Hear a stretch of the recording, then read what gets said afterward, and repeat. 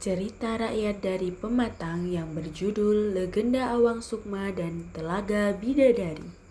Pada zaman dahulu, di wilayah Pematang ditumbuhi dengan pepohonan yang lebat dan rindang.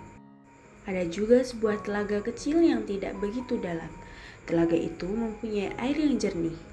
Meskipun musim kemarau, air di telaga itu tidak pernah kering. Di tengah telaga indah itu, hiduplah seorang laki muda yang sangat tampan dan rupawan. Awang Sukma hidup seorang diri, tetapi ia adalah orang yang sangat hebat dan menjadi penguasa di daerahnya, sehingga masyarakat memberinya gelar Datu. Selain berwajah tampan rupawan, Awang Sukma juga pandai meniup suling. Awang Sukma sering memburu burung yang menempel di pohon limau.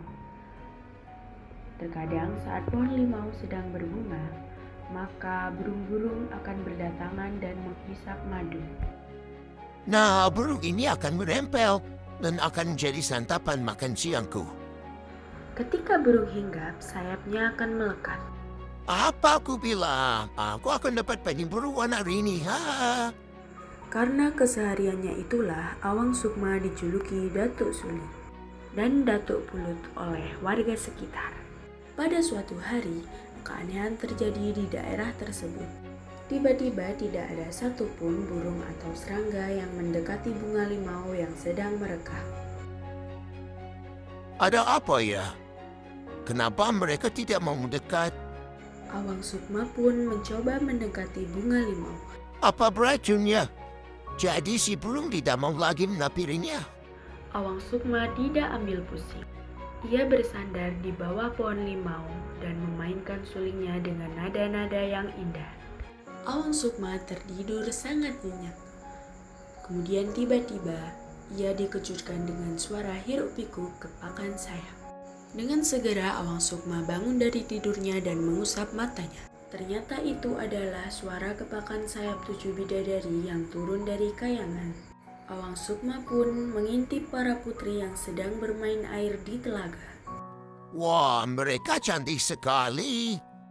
Kemudian Awang Sukma mengintip selendang mereka yang digunakan untuk turun dari kayangan dan nantinya digunakan untuk kembali ke sana. Tanpa sepengetahuan mereka, salah satu selendangnya diambil oleh Awang Sukma dan dimasukkan ke dalam bumbung. Ayo kita segera pulang ke kayangan sebelum hari semakin gelap. Satu persatu bidadari itu mengambil dan memakai selendangnya. Di mana selendangku, Kak? Apakah kalian melihatnya? Di mana kau meletakkannya?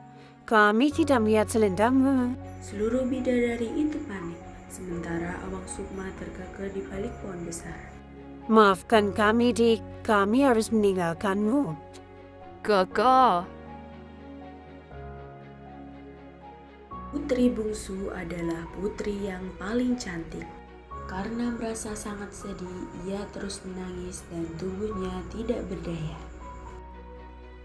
Melihat hal itu, Awang Sukma segera keluar dari tempat persembunyiannya.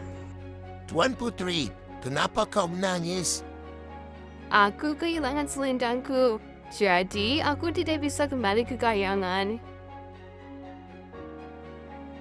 Untuk sementara, tinggallah bersama hamba. Sang putri bungsu tidak punya alasan untuk menolak. Akhirnya, ia pun setuju untuk tinggal sementara dengan Awang Sukma. Awang Sukma terpana dengan kecantikan putri bungsu ini. Aku menyukaimu, maukah kau menjadi istriku? Karena putri bungsu sudah cukup mengenal Awang Sukma, ia pun setuju. Dan mereka melangsungkan pernikahan. Mereka menjadi pasangan yang sangat serasi. Keduanya adalah orang yang bijak, lemah lembut, dan penyayang. Mereka dikaruniai seorang buah hati bernama Kumalasari. Kau adalah anak yang sama cantik sama seperti ibumu. Di tengah kebahagiaan keluarga kecil Awang Sukma, ada satu rahasia besar yang akhirnya terungkap. Sore itu, Awang Sukma sedang tertidur lelah sepulang bekerja. Sementara itu di lubung padi terdengar suara ayam hitam yang ribut di atas bumbung. Shh. Aduh, jangan makan padiku.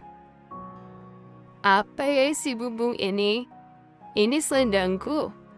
Ternyata selama ini suamiku sendiri yang menyembunyikannya, sehingga aku tidak bisa berangkaian bersama kakak-kakakku. Putri bungsu pun mengenakan selendangnya dan mengambil Kumalasari yang belum genap setahun. Tangisan Kumalasari terdengar oleh Awang Sukma. Dia pun terbangun dari tidurnya dan mendapati istrinya menggunakan pakaian putri. Rawatlah dia. Jika dia merindukan ibunya, ambillah 7 biji kemiri dan masukkan ke bakul. Lalu goncangkan bakul itu dan lantunkan lagu dari suling kanda. Maka Adinda akan menjumpainya. Adinda, maafkan Kakanda.